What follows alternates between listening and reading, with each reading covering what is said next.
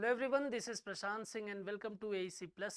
मैं आशा करता हूं कि आप सभी ठीक होंगे और आपकी पढ़ाई बेहतर तरीके से चल रही होगी। देखिए, एक चीज़ याद रखिए कि मेहनत का फल और समस्या का हल देर से ही सही लेकिन मिलता ज़रूर है। तो अगर आप मेहनत कर रहे हैं और समय लग रहा है तो घबराने की ज़रूरत नहीं है। एक दिन ज़रूर आएगा कि आपकी मेहनत का फल और समस्या जो चल रही है उसका हल ये एक साथ आपको मिल जाएगा। तो बस मेहनत करते रहिए, पढ़ाई करते रहिए और इसी एटीट्यूड, इसी विचारधारा को साथ में लेकर अपना काम जो है वो ईमानदारी से करते रहिए और सफलता एक दिन आपको ज़रूर मिलेगी। आइए देखिए, लास्ट क्लास में मैंने आपसे जो क्वेश्चन ऑफ द डे पूछा था वो था क्या, तो बोल रहे हैं कि which Indian state adopting the early warning system to reduce student drop out. ठीक है, तो अगर हम बात करते हैं किसकी, हम बात करते हैं स्टूडेंट ड्रॉप आउट से रिलेटेड चीज़ों की, तो कौन सी सरकार ने, अगर हम बात करें किस सरकार ने स्टूडेंट ड्रॉप आउट को कम करने के लिए एक सिस्टम जो है वो चेतावनी प्रणाली जो है वो अपना रहा है, तो वो अपना रहा है उत्तर प्रदेश सरकार या यूपी गवर्नमेंट। आदित्य योगीनाथ जी ने इसकी शुरुआत जो है वो की है। मेनली हम अगर बात करें तो नीदरलैंड से प्रभावित होकर और इस प्रकार की चीज़ों को हम अपना रहे हैं। और अगर मान लीजिए कि कोई भी विद्यार्थी, कोई भी स्टूडेंट जो है वो 40 दिन लगातार 40 दिन तक स्कूल में नहीं आता है, 40 दिन तक अगर हम बात करें शैक्षणिक संस्थानों में नहीं आता है, तो फिर क्या करेगी, फिर जो स्कूल का प्रशासन होगा वो क्या करेगा, वो उसके माता पिता के पास में जाएगा, उससे जानकारी लेगा और उसे प्रेरित करेगा कि मतलब देखेंगे कि आखिर वजह क्या है। राइट, अगर मान लीजिए कि जेन्युइन रीज़न है कि हाँ ठीक है इसके बाद हम आते, या इस प्रकार की समस्या है इसलिए नहीं आ रहे थे, तब तो कोई समस्या ही नहीं है। लेकिन अगर मान लीजिए कि वो पढ़ाई छोड़ दिया है इसलिए इस प्रकार की चीज़ें दिख रही हैं, तो फिर उसके माता पिता से बात कर कर, उस व्यक्ति से, उस बालक से बात करके और फिर क्या किया जाएगा, उसको प्रेरित किया जाएगा और प्रेरित करने के बाद वापस से शैक्षणिक संस्थानों तक उसको पहुंचाया जाएगा। तो ये जो ड्रॉप आउट की चीज़ें देखने को मिल रही है ना, ड्रॉप आउट की जो संभावना होगी वो संभावना को खत्म करने का प्रयास जो है वो करेगी। तो ये मेनली अगर हम बात करें तो उनके माता पिता के साथ बातचीत करेंगे। ठीक है, तो इस तरीके से अगर हम बात करें तो स्टूडेंट ड्रॉप आउट को कम करेंगे। ठीक है, ऐसी चीज़ें नीदरलैंड में देखने को मिल रही थी और वहाँ की गवर्नमेंट ने इस प्रकार की चीज़ों को अपनाया था, वहीं से हमने प्रेरणा ली है। और प्रेरणा लेने के बाद में यूपी सरकार जो है वो इस प्रकार का कदम उठा रही है कि अगर 40 दिनों से अधिक समय हो जाता है अनुपस्थित हुए, तो फिर वहाँ पर क्या किया जाएगा, वहाँ पर अगर आप देखेंगे तो यूपी गवर्नमेंट जो है वो उसके लोकल गवर्नेंस या स्कूल प्रशासन जो है वो उसके आधिकारिक तौर पर उसके वापसी का प्रयास जरूर करेगा। क्वेश्चन नंबर फर्स्ट की बात करते हैं, गृह लक्ष्मी योजना। ठीक है, अगर हम बात करें क्या है गृह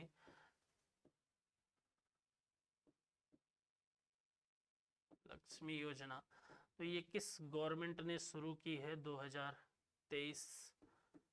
ठीक है, ये किया है तेलंगाना।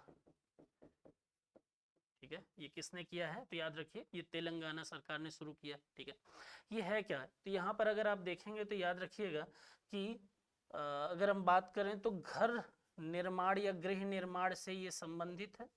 और अगर आपके पास में घर है तो उसके, अगर मैं बात करूं तो उसके मेंटेनेंस के लिए भी फंडिंग जो है वो यहाँ से मिल जाएगी।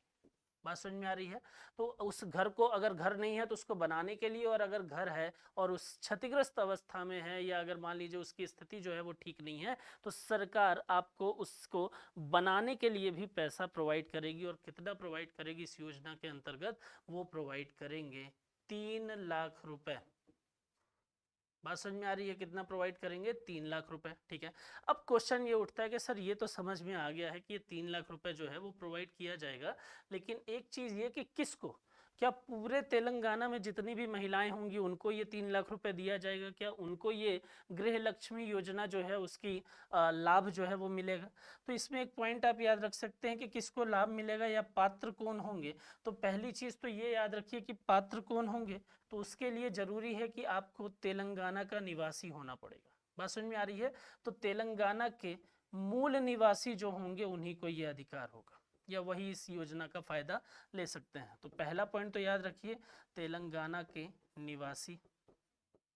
एक दूसरा इसमें याद रखिए किसको मिलेगा, ये SC ST एंड BC समुदाय की महिलाओं को।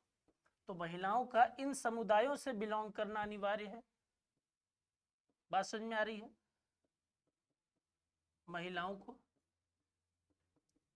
तीसरा किसको मिलेगा, तो यहां पर देखिए बोल रहा है कि भाई जो आयु है वो 18 वर्ष हो या अधिक हो, उसी को ये लाभ मिलेगा। और चौथा ये बोल रहा है कि पहले किसी भी योजना या पूर्व में किसी योजना के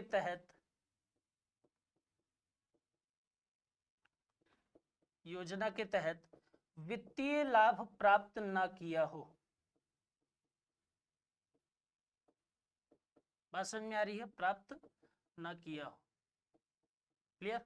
तो यहाँ पर याद क्या रखना है भाई, देखो ऐसा है किसको किसको मिल सकता है, ये पैरामीटर जो फुलफिल करेगा उसको ये अधिकार दिए गए हैं और उसको ये 3 लाख रुपए जो है वो प्रदान किया जाएगा कि तेलंगाना का निवासी हो, SC ST या BC समुदाय के महिलाएं हों, 18 वर्ष या उससे अधिक की हों और पूर्व में इस प्रकार की किसी भी योजना के तहत उनको वित्तीय सहायता प्रदान ना की गई हो। अगर इस प्रकार की पात्रता को ये फुलफिल करती हैं तो वो क्या कर सकती हैं, गृह लक्ष्मी योजना के तहत 3 लाख रुपए तक का फायदा इस योजना के तहत ले सकते हैं। किसके लिए, गृह निर्माण या फिर उसकी मरम्मत के लिए, या फिर उसके हाउस कंस्ट्रक्शन की अगर बात करें या फिर उसके मेंटेनेंस की बात करें, उसके तहत ये योजना काम करेगी। राइट। क्वेश्चन नंबर 2 की बात करते हैं कि हाल ही में जारी रिपोर्ट के अनुसार बेहतर इंटरनेट कनेक्टिविटी मामले में भारत जो है वो कौन से स्थान पर रहा है। According to the recently released report, which place has India been in terms of better internet connectivity. तो जब बेटर इंटरनेट कनेक्टिविटी की हम बात करेंगे और इस रिपोर्ट के आधार पर हम बात करेंगे, तो यहाँ पर याद रखिएगा कि जो इंडिया की रैंकिंग है वो कौन से पोजीशन पर है, वो 6 पोजीशन पर है। राइट। और इसमें 6 पोजीशन में आप देखेंगे 43% का ग्रोथ के साथ में स्कोर जो आया है, 43% ग्रोथ के साथ जो स्कोर है, उस स्कोर के कारण ये 6 पोजीशन पर है। माफ करिएगा, परसेंट नहीं, 6 पोजीशन पर है। ठीक है, यहाँ पर अगर आप देखेंगे तो ये 6 पोजीशन पर इसका राइट आंसर जो है वो क्या हो जाएगा, 6 हो जाएगा। ठीक है। अब देखिए यहाँ एक चीज याद रखिए कि इंडिया ने इस रिपोर्ट के आधार पर पाकिस्तान जो है वो उसको पीछे छोड़ दिया है। बात समझ में आ रही है। तो इंडिया जो है वो पाकिस्तान को छोड़कर 43% ग्रोथ स्कोर के कारण से क्या हो गया है, 6 पोजीशन पर पहुंच गया है। बात समझ में आ रही है। इंडिया की अगर मैं बात करता हूं और इंटरनेट की अगर मैं बात करता हूं, तो कभी कभी ये भी पूछ लेता है कि सर इंडिया में इंटरनेट की शुरुआत जो है वो कब से की गई है। ठीक है, तो यहाँ पर इंडिया में इंटरनेट की शुरुआत जो है, सबसे पहले इंटरनेट का प्रयोग जो है वो किया गया 15 अगस्त 1995 को। ठीक है, और किसने किया, तो किया VSNL, विदेश संचार निगम लिमिटेड। और बाद में 1998 में ये इंटरनेट की सुविधा जो है वो सबके लिए फिर अलाउ कर दी गई। तो सबसे पहले जब आएगा तो क्या पूछेगा भाई, सबसे पहला यूज कब हुआ इंडिया में, तो 15 अगस्त 1995। अब क्योंकि हम बेटर इंटरनेट कनेक्टिविटी की बात कर रहे हैं, तो आखिर जरूरत क्या है इसकी। तो आज के टाइम पर जब आप इकोनॉमी की बात करेंगे, तो बिना इंटरनेट के अगर आप देखिए तो इकोनॉमी को तो आप सोच भी नहीं सकते ना, क्योंकि आप primary sector, secondary sector and tertiary sector, तो आप टर्सरी सेक्टर देखेंगे तो उसके लिए अलग अलग प्रकार से आपको कहीं ना कहीं इंटरनेट की जरूरत पड़ेगी ही पड़ेगी। तो उसके माध्यम से आप क्या कर सकते हो कि इकोनॉमी में बेटर ग्रोथ के लिए अगर हम बात करें, तो इकोनॉमी में बेटर ग्रोथ के लिए बेटर इंटरनेट जो है वो आज के टाइम पर बहुत जरूरी है। बात समझ में आ रही है। तो ये जरूरी है, इसलिए इसकी मजबूत स्थिति है। अब इंटरनेट का यूज कर रहे हैं, तो इंटरनेट के यूज में कहीं ना कहीं यूज तो ठीक है, लेकिन कहीं ना कहीं आपने ये भी तो पढ़ा होगा कि मैलिशियस सॉफ्टवेयर होते हैं, साइबर अटैक होते हैं। तो याद ये रखना है कि भाई इंडिया की स्थिति क्या है। तो अगर मैं बात करता हूँ साइबर अटैक के टर्म में, तो इंडिया जो है वो साइबर अटैक या साइबर अटैक में जो सिक्योरिटी देता है, जो साइबर सिक्योरिटी है, उस साइबर सिक्योरिटी में बेहतर तरीके से काम कर रहा है। साइबर सिक्योरिटी में बेहतर काम कर रहा है। ठीक है, ये याद रखना है आपको। ठीक है। दूसरा इसमें एक चीज और याद रख सकते हैं कि इंटरनेट की बात कर रहे हैं तो आपको ये भी पता होना चाहिए, इसको मैं अलग कर देता हूँ। इंटरनेट की बात कर रहे हैं तो आपको ये भी पता होना चाहिए कि सर फादर ऑफ इंटरनेट जो है वो कौन है। तो याद रखिएगा कि फादर ऑफ इंटरनेट किसको बोला जाता है, तो father of internet wind Surf कहलाते हैं, राइट। तो फादर ऑफ इंटरनेट कौन है? फादर ऑफ इंटरनेट जो है वो विंड सर्फ है, राइट। आई होप कि इतनी चीजें आपको क्लियर हो गई होंगी, ठीक है। क्वेश्चन नंबर 3 की बात करते हैं। In which state assembly a resolution has been passed recently against the uniform civil code. देखिए हाल ही में अगर हम बात करते हैं तो समान नागरिक संहिता, जिसको आप यूनिफॉर्म सिविल कोड के नाम से जानते हैं, तो यहाँ पर पूछ रहा है कि भाई किस राज्य की विधानसभा में हाल ही में समान नागरिक संहिता के विरोध में एक प्रस्ताव पास किया गया है, ठीक है। कहाँ पर किया गया है? तो याद रखना है आपको कि वो केरला विधानसभा में किया गया है। बात समझ में आ रही है? और केरला विधानसभा जो है, केरल विधानसभा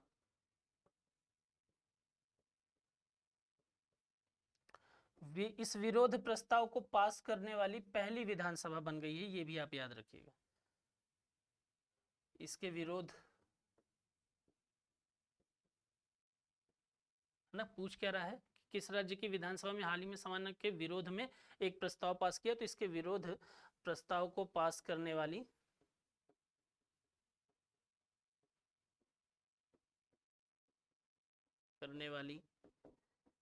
पहली विधानसभा बन गई है, पहली राज्य विधानसभा। बात समझ में आ रही है? तो ये याद रखना है आपको,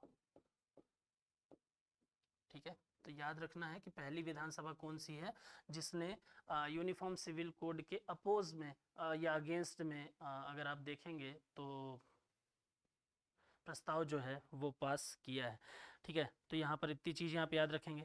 अब बात आती है कि सर ये यूनिफॉर्म सिविल कोड आखिर है क्या, ठीक है। तो अगर मैं मोटे तौर पर बात करूं, अगर मैं सीधे सीधे एक लाइन में आपको समझाना चाहूं, तो आप ऐसा समझ लीजिए जैसे भारत जो है वो अलग अलग धर्मों से मिलकर बना है ना। भारत में अलग अलग धर्मों को मानने वाले, अलग अलग पंथों को मानने वाले लोग जो हैं वो यहाँ पर रहते हैं। तो अगर मैं ये बोल रहा हूं कि अलग अलग पंथों के लिए अलग अलग कानून ना हो, बल्कि सभी के लिए एक ही कानून हो, तो उसको हम क्या बोल देते हैं? यूनिफॉर्म सिविल कोड बोल देते हैं। सबके लिए समान रूप से अधिकार, कि अगर कोई विवाह करना चाहता है उससे संबंधित नियम सबके लिए समान है। अगर कोई बच्चा गोद लेना चाहता है तो उसके लिए समान रूप से नियम जो है वो सभी लोगों के समान है। अगर कोई व्यक्ति जो है वो जीवन जी रहा है और अलग अलग प्रकार से, तो उसके लिए भी मतलब अगर हम बात करें तो वहां पर भी नियम जो है वो अलग अलग प्रकार से समान है। तो जब हम बात करते हैं अलग अलग पंथों की, तो वहां पर अलग अलग पंथों के आधार पर कानून ना होकर बल्कि सबके लिए एक ही कानून हो, उसको हम क्या बोलते हैं? यूनिफॉर्म सिविल कोड बोलते हैं। अब केरला क्या बोल रही है? केरल विधानसभा बोल रही है कि भाई हमको ये पसंद नहीं है, हम नहीं चाहते हैं कि इस प्रकार की चीजें हो, तो उसने समान नागरिक संहिता के विरोध में एक प्रस्ताव जो है वो पास कर दिया है। तो अगर आपसे पूछे कि किसने ये पास किया है, तो याद रखिएगा कि ये पास किया है अगर हम बात करें यूसीसी को, तो वो पास किया है केरला ने। बात समझ में आ रही है? चलिए क्वेश्चन नंबर, इसका राइट आंसर जो है वो केरला हो जाएगा, ठीक है। क्वेश्चन नंबर 4 की बात करते हैं और देखें कि which country has recently band the use of the word homosexuality.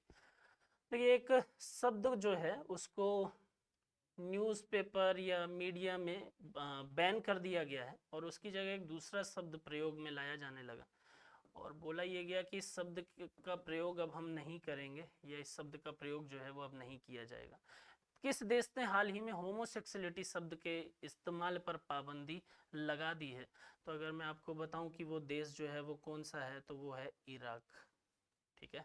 तो इराक ने हाल ही में क्या किया है? होमोसेक्सुअलिटी शब्द पर पाबंदी लगाई है। और उसने ऐसा क्यों किया? तो क्योंकि उसका मानना है कि भाई ये शब्द जो है वो सही नहीं है।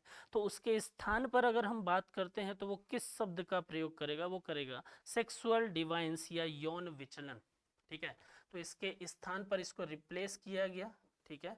और रिप्लेस करके कौन सा शब्द आया है? तो ये याद रखना है आपको, सेक्सुअल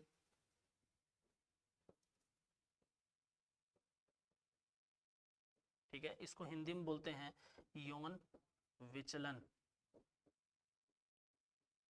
ठीक है। अब बात आती है कि सर ये होमोसेक्सुअलिटी या होमोसेक्सुअल किसको बोलते हैं, तो आप ऐसा समझ लीजिए कि जब सेम जेंडर, जब समान लैंगिक वाले जो लोग हैं, समान लिंग वाले जो लोग हैं, वो एक दूसरे की तरफ आकर्षित होते हैं, पुरुष पुरुष से आकर्षित हो रहा है, महिला महिला से आकर्षित हो रही है, तो जब इस प्रकार की चीज़ें होती हैं तो हम बोलते हैं होमोसेक्सुअल, और उसको हम होमोसेक्सुअलिटी बोलते हैं। तो यहाँ पर अगर आप बात करें तो उस वर्ड की जगह ईरान में अब क्या, इराक में अब क्या यूज़ होगा, अब उसकी जगह यूज़ होगा सेक्सुअल डिवाइंस या यौन विचलन। याद रखना है आपको, बात समझ में आ रही है। तो यहाँ पर याद रखिए कि क्या है, तो सेम जेंडर के लिए एक प्रकार का अट्रैक्शन की कंडीशन है, ठीक है। अगर मैं यहाँ पर लिखूं तो सेम जेंडर के लिए, अब अट्रैक्शन में अलग अलग चीजें आती हैं ना, मतलब रोमांटिक अट्रैक्शन हो सकता है, फिजिकल अट्रैक्शन हो सकता है, किसी भी प्रकार का हो सकता है, तो आप ये याद रखेंगे, ठीक है। इसको होमोसेक्सुअलिटी बोला जाता है। राइट आंसर इसका क्या हो जाएगा, इराक हो जाएगा, ठीक है। चलिए क्वेश्चन नंबर 5 की बात करते हैं। Which district has become the highest performing district under जल जीवन सर्वेक्षण 2023, ठीक है। देखिए इम्पोर्टेंट है, और एक ऐसा जिला या एक ऐसा अगर हम बात करें राज्य का जिला जो है वो इसमें सबसे अव्वल स्थान पर है, जिसकी हम कल्पना आई थिंक नहीं कर सकते थे पहले कुछ सालों तक, ठीक है। तो जब हम बात करते हैं किसकी, जल जीवन सर्वेक्षण की, तो जल जीवन सर्वेक्षण 2023 की जब हम बात करते हैं तो यहाँ पर क्या समझ में आता है, तो ऐसा समझ लीजिए, पहले तो आप ये समझिए कि सर ये होता क्या है, जल जीवन संरक्षण जो है वो है क्या। तो जब हम बात करते हैं केंद्र सरकार की, तो जो केंद्र सरकार है वो केंद्र सरकार ये बोल रही है कि भाई देखो ऐसा है कि हम पेयजल जो है उसकी उपलब्धता या उसकी पहुंच किस प्रकार से कहां तक लोगों तक है, तो उसके लिए हम क्या कर रहे हैं, हम जल जीवन संरक्षण 2023 मतलब जल जीवन संरक्षण जो है वो चला रहे हैं। तो यहाँ पर अगर हम बात करते हैं तो केंद्र सरकार गांवों में पेयजल की स्थिति का आकलन करती है। केंद्र सरकार जो है वो गांवों में पेयजल, जैसे अगर मैं बात करूं यहाँ पर तो आप लिख सकते हैं गांवों में पेयजल के स्थिति का आकलन, राइट, ठीक है, ये करती है। उसके बाद केंद्र सरकार क्या करती है, केंद्र सरकार इसके तहत रैंकिंग डिसाइड करती है, ठीक है। रैंकिंग किसकी, तो रैंकिंग डिसाइड करती है ये डिस्ट्रिक्ट की और स्टेट की, राइट। तो यहाँ पर केंद्र सरकार जो है वो क्या कर रही है, देख रही है कि भाई गांवों में पेयजल की स्थिति का जो चीजें हैं वो किस प्रकार की हैं, पेयजल जो है वो सभी लोगों तक पहुंचा है, 100% उपलब्धता सुनिश्चित की है कि नहीं की है, उसके आधार पर यहाँ डिस्ट्रिक्ट की रैंकिंग डिसाइड हो रही है, स्टेट की रैंकिंग डिसाइड हो रही है। तो क्वेश्चन ये पूछ रहा है कि भाई सबसे बेहतर प्रयास जो है, सबसे बेहतर अव्वल स्थान जो है वो किसने, किस जिले को प्राप्त हुआ है, तो याद रखिएगा कि वो प्राप्त हुआ है किसको, श्रीनगर को। देखिए श्रीनगर की जब हम बात करते हैं ना, तो अभी कुछ सालों पहले तक अगर आप देखते हैं तो यहाँ पर सामान्य तौर पर हम आतंकवादी घटनाएं और अलग अलग प्रकार से जो वहाँ के लोग हैं, वहाँ की मिलिट्री, उनके बीच में तनाव की स्थिति देखते थे। लेकिन अब हम देख रहे हैं कि सरकार की योजनाएं, आसपास जो वेलफेयर जैसी चीजें हैं, कल्याणकारी कार्यक्रम जैसी चीजें हैं, और वहां से जो लोग निकल रहे हैं उनमें भी अब पहले के लोगों में और अभी चीजों में बदलाव नजर आ रहा है। अब लोग जो हैं वो विकास की तरफ बढ़ रहे हैं, अब लोग जो हैं वो शांति की तरफ बढ़ रहे हैं। तो यहाँ पर मैंने इसीलिए बोला कि भाई एक ऐसे जिले का नाम लेने वाला हूं मैं जो जिसने अव्वल स्थान प्राप्त किया है, जिसके बारे में हम सोच भी नहीं सकते थे आज से कुछ सालों पहले, और उस जिले का नाम है श्रीनगर। तो याद क्या रखना है कि भाई जल जीवन संरक्षण 2023 में सबसे अधिक प्रदर्शन करने वाला जो जिला है वो कौन सा है, वो श्रीनगर है। बात समझ में आ रही, कौन सा है, वो श्रीनगर है। बात समझ में आ रही है। चलिए नेक्स्ट अगर हम बात करते हैं क्वेश्चन नंबर 6 की बात करते हैं, which country will launch the BRICS startup forum. देखिए एक नई चीज आई है ना, यहाँ पर अगर आप देखिए तो क्या आता है, ब्रिक्स स्टार्टअप फोरम,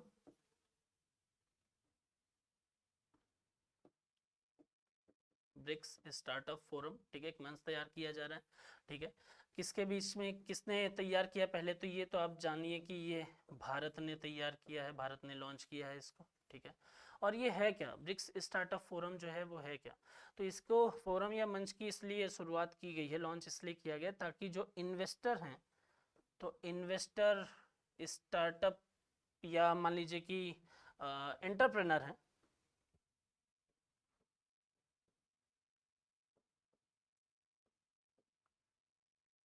ठीक है।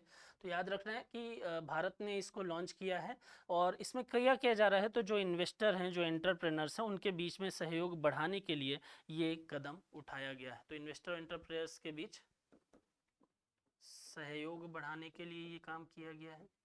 ठीक है, याद रखना है क्या किया गया है, सहयोग बढ़ाने के लिए किया गया है। ठीक है, किसने किया है, तो इंडिया ने किया है। ठीक है, अब बात आती है ब्रिक्स की। तो ब्रिक्स की अगर हम बात करते हैं तो 16 जून 2009 को इसका एस्टेब्लिशमेंट हुआ है। ठीक है, मैं पहले भी आपको बता चुका हूं।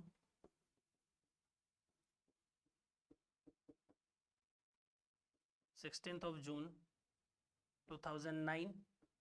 ठीक है, और इसका हेडक्वार्टर जो है वो कहाँ पर है, तो वो संघाई में है। और ब्रिक्स के मेंबर जो हैं वो कौन कौन है, तो इसके नाम में ही इसके मेंबर हैं, जैसे याद रखिए ब्राजील,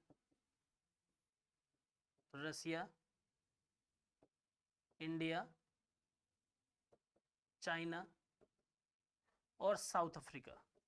राइट, तो ये इसके 5 मेंबर हैं। ठीक है, तो याद क्या रखना है कि भाई जो ब्रिक्स स्टार्टअप फोरम है वो किसने लॉन्च किया है, वो इंडिया ने लॉन्च किया है। राइट, क्वेश्चन नंबर 7 की बात करते हैं। तो यहाँ पर बोल रहा है कि Indian council of medical research cancer registry के आंकड़ों के अनुसार किस राज्य में कैंसर के सबसे अधिक मामले जो हैं वो देखने को मिल रहे हैं। देखिए, मेडिकल रिसर्च ICMR। ठीक है, तो यहाँ पर बोल रहा है कि भाई किस राज्य में कैंसर के सबसे ज़्यादा मरीज जो हैं, सबसे ज़्यादा मामले जो हैं वो देखने को मिल रहे हैं। ठीक है, तो याद रखना है कि भाई वहाँ पर सबसे ज़्यादा मामले मिल रहे हैं वो है उत्तर प्रदेश। ठीक है, कैंसर के जो सबसे ज़्यादा मामले मिले हैं वो वहाँ कहाँ मिले हैं, वो उत्तर प्रदेश में मिले हैं। और 2022 के दौरान राज्य ने आश्चर्यजनक रूप में 2,10,000 नए मरीजों का दस्तावेजीकरण किया और 2020 में 2,01,000 मामलों में महत्वपूर्ण वृद्धि जो है वो दर्शाता है। तो यहाँ पर आप देखेंगे तो लगातार कैंसर के मरीजों की संख्या और कैंसर से जुड़ी मौतों में सबसे अधिक संख्या जो है वो यहाँ पर ही दर्ज हुई है। और नंबर आप अगर देखना चाहें तो 1,16,818 लोग जो हैं वो इस भयानक बीमारी के कारण अपना दम तोड़ चुके हैं। अगर मैं बात करता हूँ यूपी के हेल्थ मिनिस्टर की, क्योंकि हम कैंसर से रिलेटेड, हेल्थ से रिलेटेड बात कर रहे हैं, तो आपको ये भी पता हो कि यूपी के हेल्थ मिनिस्टर कौन है, तो उनका नाम है जय प्रताप सिंह। ठीक है, अगर यूपी गवर्नमेंट में हेल्थ मिनिस्टर की अभी करंटली हम बात करते हैं तो उनका नाम है जय प्रताप सिंह। ठीक है, बाकी CM आप जानते ही हैं, आदित्य योगीनाथ जी हैं। ठीक है, चलिए क्वेश्चन नंबर, यहाँ मैंने आंसर आपको बता ही दिया है, उत्तर प्रदेश। ठीक है, क्वेश्चन नंबर 8 की बात करते हैं। Who has been honoured with the life time achievement award for the first RICS South Asian award. देखिए, बोल रहा है कि भाई RICS साउथ एशियन अवार्ड जो है फर्स्ट टाइम किसे पहले RICS दक्षिण एशिया पुरस्कारों में लाइफ टाइम अचीवमेंट अवार्ड से सम्मानित किया गया है। तो यहाँ अगर पूछे तो आप बोलिए कि सर वो सुभाष रुनवल है। ठीक है, किसको मिला है, तो वो है सुभाष रुनवल। ठीक है, तो इसका राइट आंसर जो है वो क्या हो जाएगा, वो हो जाएगा सुभाष रेनवल। तो 2023 में सुभाष रेनवल को क्या मिला है, अगर हम बात करें तो RICS दक्षिण एशिया पुरस्कार में लाइफ टाइम अचीवमेंट अवार्ड के तौर से सम्मानित किया गया है। अब ये सुभाष रेनवल जो है कौन, तो यहाँ पर अगर आप देखेंगे तो आपको पता चलेगा कि भाई सिर्फ इंडिया में ही नहीं बल्कि देश के साथ साथ विदेश में भी इनका नाम जो है वो कैसे लिया जाता है, तो इनकी पहचान है एज अ बिजनेस टाइकून के तौर पर। ठीक है, इनकी जो पहचान है वो बिजनेस टाइकून के तौर पर है। और सिर्फ देश में ही नहीं बिजनेस टाइकून, बल्कि देश और विदेश दोनों जगहों पर ये बिजनेस टाइकून के तौर पर ही जाने जाते हैं।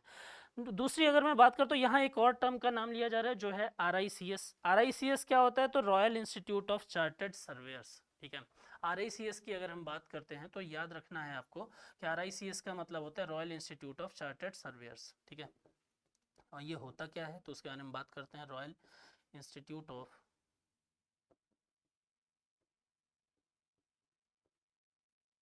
Chartered surveyor's. ठीक है। तो अब देखिए इतनी चीज़ आपको क्लियर हो गई। किसको मिला है, यहाँ पर अगर बात करेंगे सुभाष रुनवल को मिला है। RICS होता क्या है, तो royal institute of chartered surveyor होता है। और ये है क्या, तो ये ग्लोबल इंडस्ट्री बॉडी है। ये क्या है, तो ये ग्लोबल इंडस्ट्री बॉडी है जो देश भर में प्रोफेशनल्स का प्रतिनिधित्व करती है। ठीक है। RICS के बारे में अगर मैं बात करूँ तो RICS जो है वो है क्या, तो ये ग्लोबल इन्वेस्टर्स बॉडी है। ठीक है। RICS जो है वो ग्लोबल इन्वेस्टर्स बॉडी है।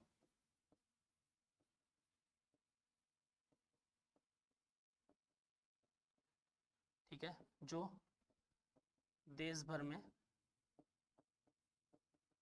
जो देश भर में इन्वेस्टर्स का, ये भी याद रखना आपको, इन्वेस्टर्स का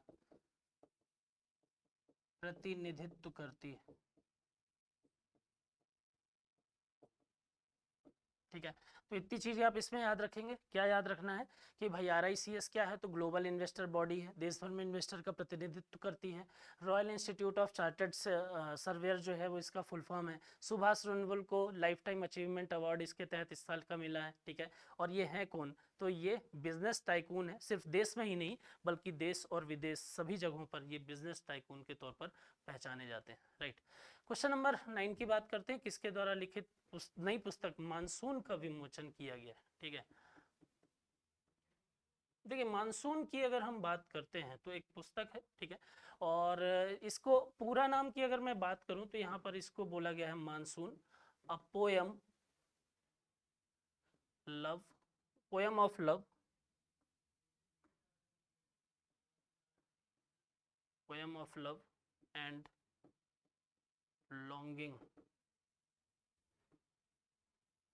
ठीक है। तो याद क्या रखना है भाई, देखो ऐसा है, मानसून जो है वो poem of love and longing के तौर पर इसका पूरा टाइटल है। और इसको विमोचन इस किसके द्वारा किया गया है, तो वो किया गया है अभय कुमार के द्वारा। राइट। वो किसके द्वारा किया गया है, वो अभय कुमार के द्वारा किया गया है। अभय कुमार कौन है, तो यहाँ पर जानिए, आपकी भारतीय कवि राजदूत हैं ये। भारतीय कवि राजदूत अभय कुमार के तौर नाम से ये जाने जाते हैं। ठीक है। और इनके द्वारा ही अगर हम बात करें तो इस पुस्तक का विमोचन किया गया। क्लियर। क्वेश्चन नंबर 10 की बात करते हैं, उसमें उतनी ही चीज़ें इंपॉर्टेंट थी, आपको ये पता हो कि किसकी है ये। ठीक है। क्वेश्चन नंबर 10 की हम बात करते हैं। यहाँ आपका इंटरेस्ट थोड़ा सा दिख सकता है, चीज़ें जो हैं वो आपको पता हो सकती हैं पहले से ही, कि who has been given the best film award at the Indian film festival of Melbourne 2023। भारतीय फिल्म फेस्टिवल मेलबर्न 2023 में किसे बेस्ट फिल्म का अवार्ड दिया गया है, तो बेस्ट फिल्म का अवार्ड दिया गया है सीतारामम को। और सीतारामम जो है वो किस भाषा में है, तो तेलुगु भाषा की ये फिल्म है। राइट। तो इसमें आपको ये याद रखना है। दूसरा इसमें आप याद रख सकते हैं कि एक्टिंग की कैटेगरी में अगर हम बात करें तो किसका किसका नाम, तो रानी मुखर्जी, विजय वर्मा, ठीक है, और राजश्री देश पांडे। राइट। तो ये तीन लोगों को एक्टिंग की कैटेगरी में भी पुरस्कार जो है वो मिले हैं। शाहरुख खान की अभी एक फिल्म आई थी पठान, पठान के बारे में अगर हम बात करें तो also done wonders this film, king Khan has won the people's choice award. ठीक है। तो यहाँ पर ये भी याद रखिएगा कि पठान को क्या मिला है, तो पीपल्स चॉइस अवार्ड से इसको भी सम्मानित किया गया है। तो ये हमारे 10 क्वेश्चन थे। और आपके लिए जो क्वेश्चन ऑफ द डे है वो ये है कि किस प्रसिद्ध परमाणु भौतिक विज्ञानी का 78 वर्ष की आयु में निधन हो गया है, which renowned nuclear physicist has passed away at the age of 78। तो इसको आप ढूंढिए और इसको फिर कमेंट करके मुझे बताइए। आज के लिए इतनी चीज़ें काफ़ी हैं, आप पढ़ाई करते रहिए, खुश रहिए। Thank you so much.